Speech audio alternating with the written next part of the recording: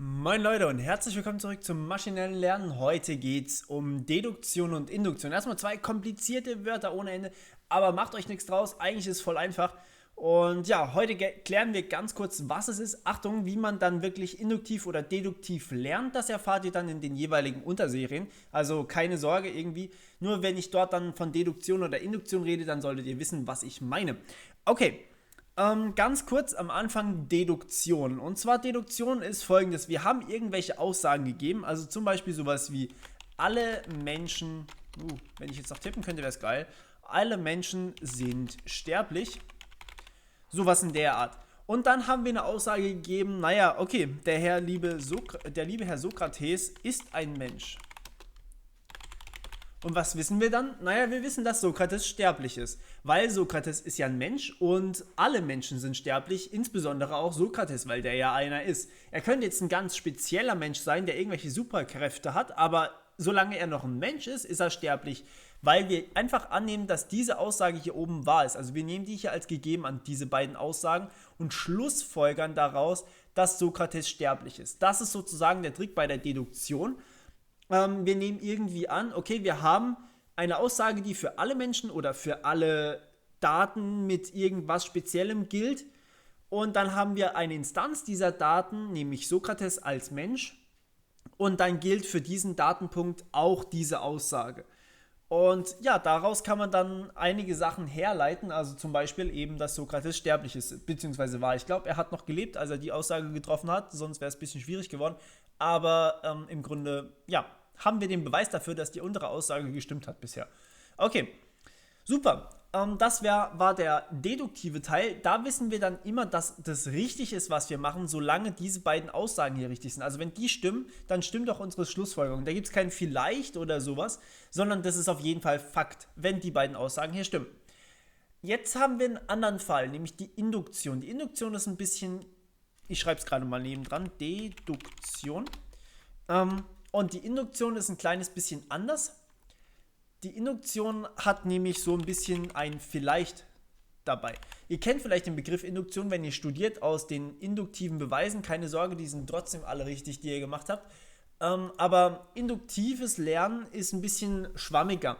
Und zwar sagen wir einfach mal, okay, wir nehmen jetzt mal ein paar Sachen an. Und zwar sagen wir, oder wir haben ein paar Aussagen gegeben, nämlich zum Beispiel, dass Sokrates ein Mensch ist. Ich schreibe jetzt einfach nur noch Mensch hin. Und wir haben die Aussage, dass Sokrates sterblich ist, weil er ist ja immerhin schon tot. Und dann haben wir noch die Aussage für Platon, nämlich, dass der auch ein Mensch ist und dass er auch sterblich ist. Ich kann heute echt nicht tippen, tut mir furchtbar leid. Okay, und dann können wir daraus schlussfolgern, dass, oder wenn wir noch ein paar mehr Aussagen haben, hier kommt es jetzt wirklich auf die Größe der Beispiele an. Also zum Beispiel haben wir noch die Aussage für Cäsar, Cicero und Augustus, keine Ahnung. Und dann haben wir insgesamt sehr, sehr viele, paar tausend Aussagen vielleicht. Und die sagen alle, okay, die waren Menschen und sie sind alle schon gestorben. Dementsprechend waren sie sterblich. Das heißt, wir schlussfolgern jetzt einfach mal daraus, weil wir bisher noch keinen Gegenbeweis gesehen haben, dass alle Menschen sterblich sind. Das heißt, alle Menschen sind sterblich, ist in dem Fall die Aussage hier, die wir rausbekommen. Und die ist natürlich irgendwie deutlich mächtiger, weil für sowas hier ein Beweis oder halt eine Instanz zu finden, ja okay. Aber erstmal auf diese Aussage zu kommen, alle Menschen sind sterblich, ist gar nicht so einfach. Also auf die Aussage jetzt schon, aber auf so eine andere Aussage ist teilweise gar nicht so einfach. Deswegen ist es irgendwie cool, wenn man auf solche krassen Aussagen rauskommt. Und deswegen hat man hier so ein paar Beispiele dafür, dass das alles so richtig war. Und jetzt meint man eben, okay, ich verallgemeine das Ganze jetzt mal und habe anschließend meine Hypothese, dass alle Menschen Sterbliche sind. Wichtiges Wort hierbei ist Hypothese, denn man weiß es nicht mit Sicherheit, dass wirklich alle Menschen sterblich sind. Und ja, deswegen können wir das nur raten sozusagen oder einfach annehmen, da wir keinen Gegenbeweis haben. Menschen lernen übrigens auch in etwa induktiv. Wir verallgemeinern nämlich ganz gerne. Nennt sich dann auch Vorurteile. Zum Beispiel, wenn ihr noch nie einen faulen Asiaten gesehen habt, weil die alle mega drauf sind, dann könnt ihr daraus nicht unbedingt schlussfolgern, dass es keine faulen Asiaten gibt. ihr habt nur bisher noch einfach keinen gesehen. Höchstwahrscheinlich gibt es wirklich keinen, ich habe immer noch keinen gefunden, aber ja, okay. So viel dazu. Also Vorurteile manchmal nützlich, manchmal nicht so geil.